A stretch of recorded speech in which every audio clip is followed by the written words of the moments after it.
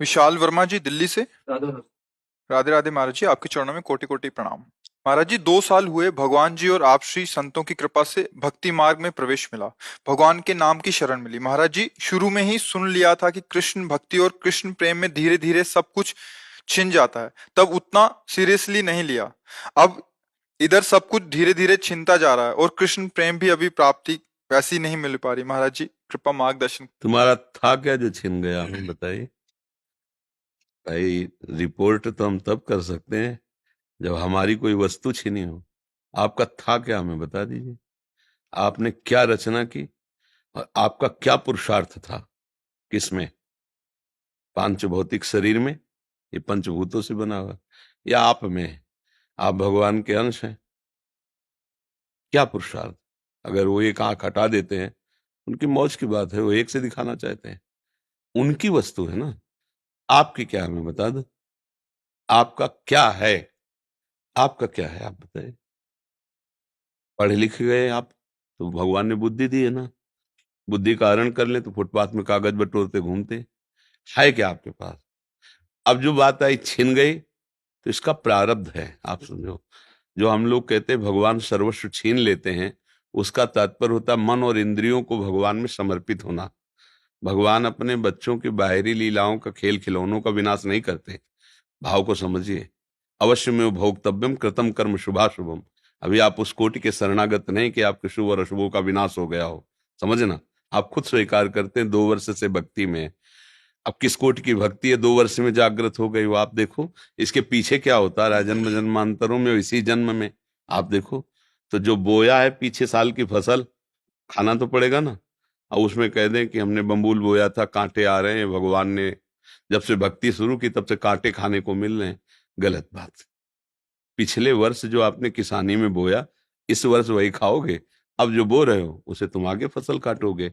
अभी इस कोटि का तुम्हारा ज्ञान या भक्ति नहीं आई जिसने जन्म जन्मांतरों के संस्कारों को भस्म कर दिया हो और विशुद्ध ज्ञान से प्रकाशित हो गया हो, तो फिर प्रश्न ही नहीं आएगा कि हमारा छीन लिया क्या। भ्रम, अज्ञान, मोह, पाप। भगवान क्या छीनते हैं? ये छीनते हैं। नहीं, लड़का छीन लिया तो भ्रम ही तो था, तो कि वो तुम्हारा पुत्र है। भगवान ही तो आए थे, तुम जान पाए क्या? तुम्हारे कर्म के भोग को देने के लिए उतने समय तक वो भगवान ही अंदर आए हुए थे पुत्र रूप में। तुम भ्रम से अपना मान लिया, इसे रो बैठ के। तुम्हें भ्रम रुलाएगा नहीं। मेरा ऐश्वर्य छीन लिया, तो अनंत ब्रह्मांडों का ऐश्वर्य किसका है? भगवान का है। मुनीम बन के रहते तो ठीक से चल लेते, मालिक बन गए तो माया ने विध्वंस मचा दिया कि मायापति तो सिर्फ एक ही है, श्री हरि। तू मायापति कैसे बन सकता है? तू मेरा बेटा बेटा बन के रहता, मुनीम बन के रहता तो मालिक की संपत्ति। अगर मुनीम रहोगे तो घाटा मुनाफा में समान रहोगे। हमें तो पेमेंट मिल ही रही, जो घाटा पर वो मालिक का, जो मुनाफा हो मालिक। तो मुनीम बने नहीं, क्योंकि घाटा मुनाफा का तुम्हारे ऊपर असर हो रहा है। तुम हर्षित हो रहे हो और शोकित हो रहे हो। सिद्धांत से समझोगे तो भगवान पर कभी दोष नहीं लगा पाओगे। सच्ची मानिए। क्या छीन लिया है जब कुछ था ही नहीं मेरा? तो छीना क्या? कोरा अहंकार छीना है, हमारा अज्ञान छीना है, हमारा भ्रम छीना है। बात सत्य मान लीजिए। भगवान जैसा कृपालु कोई नहीं, अध्यात्म जैसा कोई मार्ग नहीं है। परमानंद प्राप्ति के लिए अध्यात्म मार्ग है। जब हम अध्यात्म मार्ग में चलते हैं तो इसमें एक गुप्त बात है कि अनंत जन्मों के पापों को भगवान भस्म कर देते हैं। पर जो उन जन्मों से पाप कर्म का फल निकालकर इस शरीर की रचना हुई है, वो हमें भोगना पड़ेगा। क्योंकि अब हमारी भक्ति चल रही। शरीर बनने के पहले जो हमारे कर्म थे उनके अनुसार शरीर की पूरे जीवन का फल लिख दिया गया है। इतने समय के बाद ये रोग होगा, इतने समय के बाद हाथ टूटेगा, इतने समय के बाद आंख टूट, हमारे कर्म के अनुसार। और भक्ति अब हम कर रहे हैं तो हमारी भक्ति पीछे के जो कर्म संस्कार जमा है उनको नष्ट कर दिया। आगे जो कर्म संस्कार भक्त हैं इसलिए गंदे होंगे नहीं। अगर भूल चूक से हो भी जाए तो भगवान उससे क्षमा कर देते हैं। रात न प्रभु चित्त चूक किए की, करत सुरत सै बार ही की। हृदय से देखते मेरा भक्त क्षमा कर देते। पर इस शरीर का जो भोग आया है इसको भोगना पड़ेगा। बड़े बड़े संतों में देखो, रामकृष्ण परमहंस जी के गले में कैंसर था, हर तरह के भोग। श्रीवास जी के आंगन में खड़े होकर महाप्रभु चैतन्य देव अपने परिकर के साथ कीर्तन कर रहे हैं और उनका पुत्र पधार गया। दासी ने कान में आके श्रीवास जी से कहा, पुत्र पधार गया। बीमार था, पधार गया। उनका दोबारा आवाज नहीं, महाप्रभु के कीर्तन में फर्क नहीं पड़ना चाहिए। और मंजीरा जोड़ के और जोर से कीर्तन करने लगे, नाचने लगे। महाप्रभु चैतन्य देव रुक गए और उनका, श्रीवास मेरा मन कुछ सुस्त सा हो रहा है, कोई घटना घटी क्या? उनका, प्रभु क्या घटना घट सकती, जहां आप मंगल मूर्ति नाम कीर्तन हो रहा वहां घटना क्या घट सकती? तब किसी भक्त ने बताया कि श्रीवास का बेटा पधार गया। तो उनका बताया क्यों नहीं? बोले प्रभु बताने की क्या बात है, आपका था, आपने उसे अपनी सेवा में भेज दिया। और जिस जीव को ये सौभाग्य मिले कि आप स्वयं कीर्तन कर रहे हैं और वो पधार रहा है, इसके लिए तो बड़े बड़े ऋषि मुनि याचना करते हैं। प्रभु ये कोई शोक की बात है, ये कोई दुख की बात है? ले वो आनंदित है, पुत्र पधार गए, वो आनंदित है कि उस जीव को जो सौभाग्य मिला। बड़े बड़े ऋषि मुनि ऐसी याचना करते हैं, और वो था नहीं मेरा, आपका था, आपने बुला लिया आपने। अब ये है भक्ति का रंग, इसमें क्या छिन गया?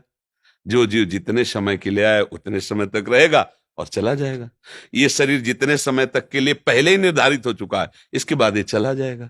भैया अगर विवेक से देखोगे तो भगवान की कृपा तुम्हें दिखाई देगी, अविवेक से देखोगे तो लगेगा भगवान के साथ हमने क्या बुरा किया जो उन्होंने हमारा छीन लिया। और भगवान स्पष्ट कह रहे हैं, अवश्य में वो भोक्तव्यम कृतम कर्म शुभाशुभम, भोगना पड़ेगा तुम्हें जो तुम कर्म कर रहे हो। एक उपाय है, ऐसी शरणागति प्राप्त करो कि अहम भी समर्पित हो जाए, तो सब भस्म हो जाएगा। अभी उसमें प्रवेश ही नहीं हुआ है, उस शरणागति में तो प्रवेश ही नहीं हुआ। जिसे शुद्ध परमार्थ कहते हैं उसका ककारा भी नहीं आता है, तो वो बात तो बनी नहीं। तो इसलिए बात को अंदर से हटाओ कि भगवान छीन लिए, भगवान कृपा कर रहे हैं, सच्ची मानो। हमारे जितने कर्म अगर वो हम पर टूट पड़े, हाँ, तो एक श्वास लेने लायक नहीं, हम ऐसे ऐसे कर्म किए हैं। इसलिए भगवान की कृपा मनाओ और भक्ति में आगे बढ़ो। तब तुम जब ऊंचाई पर पहुंचोगे फिर देखोगे कि पीछे की भी बात को, तो हर कदम में कृपा दिखाई देगी आपको। वो बचा लिया भगवान ने, कृपा की भगवान ने। अगर हमारे अनुकूल परिवार मिलता, अनुकूल संपत्ति मिलती, तो भोगों में फंस जाता, कभी इस आनंद को प्राप्त। कितने कृपालु भगवान, आपने मुझे वो दिया ही नहीं जिसमें फंसा जाता है, मुझे दिया ही नहीं। बड़े कृपालु, आपकी जय। ऐसे मनाते। अभी राग है भोगों में, परिवार में, संसार में, तो हमें लगता है कि भगवान बहुत बुरा करने वाले हैं। एक ऐसे हैं कि जो उनकी ज्यादा आरती पूजा करता है उसी की वो धुल देते हैं, उसी को पिटवा देते हैं, उसी को कष्ट। ऐसा नहीं है। वो जो दिखाई आपको दे रहा है वो इसलिए दे रहा है कि अब आखिरी है, अनंत जन्मों का हिसाब इसी जन्म में होके खत्म खेल, अब हमें प्रभु के पास जाना है। ये बात अगर आप देखोगे तो आप रो पड़ोगे कि जिन कर्मों को मैं लाखों जन्म भोगता फिर भी नहीं काट पाता, उनको भगवान ने इसे चुट पुट थोड़ा बारा कष्ट दे के निपटा दिया और अपने पास बुला रहे हैं। बड़े कृपालु भगवान हैं। तो हमें तो कृपा ही कृपा नजर आती भैया। भगवान पर दोष करने का तो हमें कभी समझे में नहीं आया। अगर आता तो हम कह देते हैं, ऐसा कह देते हैं हम, पर हमने आज तक ऐसा नहीं देखा है। जब कभी कहीं कोई हृदय में जलन हुई तो मेरे विचार की कमी हुई, मेरे आचरण की कमी हुई, मेरे भगवान की नहीं। सच्ची कहता हूं, उनका ऐसा प्यार है, उनका ऐसा दुलार है, मतलब करोड़ों प्राण हो तो भी उनके आगे बलिहार है। जहां मैं जला हूं वहां मेरी सोच गलत हुई है, मेरी चेष्टा गलत हुई है, वहां मैं जला हूं। उनकी कृपा में कहीं जलन नहीं है। हमसे गलती हुई है, तब इस बात का मुझे बोध हुआ बाद में कि ये हम गलत चिंतन किए, ये गलत हमारी चेष्टा थी, इसलिए मुझे वो जलन हुई। वो भगवान की तरफ से नहीं, वो क्रिया का फल है। भगवान की तरफ से तो कृपा ही कृपा है, कृपा ही कृपा है। बोलो हमारे ऐसे कोई पुण्य है कि हम वृंदावन आने लायक हैं? सोचो जरा, जिस वृंदावन के लिए बड़े बड़े महापुरुष, जो रज शिव सनकादिक याचत, सो रज शीस चढ़ाऊं, किशोरी तेरे चरणन की रज पाऊं। भला इस रज में हम आने लायक? श्री राधिका कृपा बिन सबके मनन अगम, मन से भी नहीं सोच सकते वृंदावन। आप तन से आए हो वृंदावन, आपके ऊपर कितनी कृपा लाडली की। यदि वो छीनने वाले होते तो तुम्हें भेजते ही नहीं यहां। सोचो। अच्छा, हनुमान जी को देख करके विभीषण जी के हृदय में भा कि अब मोहि भाव भरोस हनुमंता, बिनु हरि कृपा मिल। आप संत समागम में बैठे हैं, अहो भाग्य। सुत दारा धन लक्ष्मी, पापियों के घर होए, संत समागम हरि कथा, तुलसी दुर्लभ। भगवान ने छीना नहीं, आपको दिया है। दुर्लभ मनुष्य दे, दुर्लभ सत्संग, दुर्लभ भगवान नाम, ये सब दिया है। आप देने पर नजर करो। जो छीनने की बात करे वो विनाशी है, वो अपने समय से नष्ट हो जाएगा, उसे कोई छीनता नहीं है। बर्फी रख दो जो बहुत बढ़िया दिखाई देती, 2-4 दिन में ऐसी फफूंदी और दुर्गंध हो जाए, क्योंकि उसका स्वरूप ही यही है, खाने क्या देखने लायक नहीं रह जाएगी। देखो एक समय चिकने चुपड़े बच्चे थे, जवान हुए, झुर्रियां पड़ रही, मरने की दशा आ रही, ये भगवान थोड़ी कर रहे हैं, ये इसका स्वभाव है भैया। फूल है, फल लगा, पका, गिरा, खाया गया, मल बन गया, नहीं खाया गया, सड़ गया। ये सिस्टम है, परिवर्तनशील, विनाशमय, ये सिस्टम है, इसको दोष नहीं दिया, ये सिस्टम है। हर लोग का अलग अलग सिस्टम है, ये यहाँ का सिस्टम है।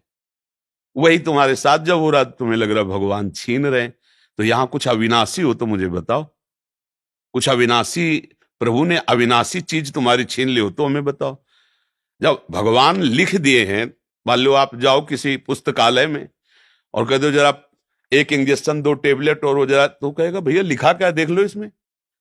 बोले पुस्तकालय, तो बोले आप मांग क्या रहे हो, औषधालय जाइए आप, इसमें भगवान ने लेबिल में लिख दिया है दुखालयम अशाश्वतम, दुखालय और नाशवान।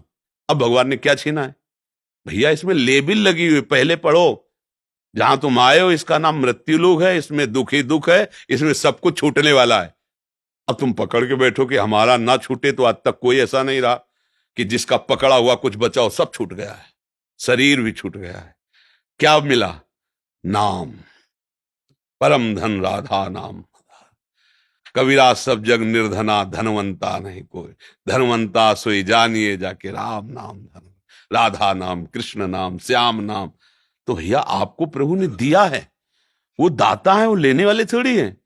भूल से सरकारी संपत्ति पर कब्जा कर लो और जब सरकारी पार्षद आके छुड़ाए तब आप गाली दो सरकार को, तो भाई देखो तुम्हारी भूल है, माफीनामा तुम्हें लिखना चाहिए। सरकारी जमीन पर कब्जा किए हो और इसके बाद जब छुड़ाने आ रहे हैं तो आप गाली दे रहे हो, तो गलती आपकी हो रही ना। ये सब कुछ सरकारी है, भगवान का है, सेवा के लिए मिली ये गाड़ी बंगला, सेवा के लिए मिली। भगवान की सेवा कर कर, परिवार की सेवा करके अपने ऋण से मुक्त हो जाओ और भगवान को प्राप्त हो। अब मान लिया अपना और चाहते हो कि अविनाशी बना रहते हैं, अब कुछ अविनाशी नहीं भैया, सब धोखा ही धोखा है। अगर कोई आप प्रमाण दो कुछ भी अविनाशी हो तो बताओ। भगवान भी अवतार लेते हैं तो समय के साथ अंतर्ध्यान हो जाते, समय के साथ, समय जितना लेके आए उतना ही। जब भगवान नहीं ज्यादा रुके समय के आगे प्रगट अवतार में, तो हम तुम कैसे आशा करें कि भैया जरा हमें संजीवनी मूर्ति चटा देना, कि हम थोड़ा नहीं, जितनी आयु है, छठी राव के अंक जो विधना ने लिख दिए, छठी राव के अंक, राई घटे न तिल बढ़े, रहुरे जीव निशंक। यहां जो होला है वही होगा। तुम राधा राधा जपो, धर्म से चलो, जो साथ है उनको लेके चलो, जो छूटते जाए जय श्री राधे, आगे बढ़ो। ये महाप्रस्थान लीला है। अगर यहाँ पकड़ के बैठे हमारा लड़का, हमारी पत्नी, हमारी संपत्ति, हमारा शरीर, हम विद्वान, हम धनी, तो बाद में रोने के सिवा हाथ कुछ नहीं लगेगा, क्योंकि ये सब तुम्हारा ना था, ना है, न रहेगा, पक्का किसी का लगे ऐसा होगा। शुद्ध बात समझ लोगे ना तो आनंदित हो जाओगे। और नाटकबाजी से इसका हल होना नहीं है। नाटक में नाटक क्या, गंदी नाली के पानी से हाथ धोगे तो पवित्र थोड़ी हो जाएंगे। माया का नाटक चल रहा है।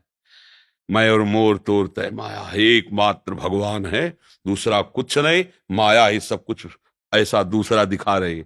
भजन करो, माया का नाश होगा तो आप खुद समझ जाओगे कोई नहीं, आप सत्य स्वरूप भगवत स्वरूप हैं। आप कोई मनुष्य नहीं है, आप कोई जीव जंतु नहीं है, आप भगवान के अंश अर्थात भगवत स्वरूप हैं आप। बस यही तो भूल गए, और यही याद आ जाए तो अभी मस्त हो जाओगे, अभी आनंद आ जाएगा। कोई था नहीं, कोई है नहीं, कोई रहेगा नहीं, एक ही था, एक ही है, एक ही रहेगा, बात पकड़ लीजिए।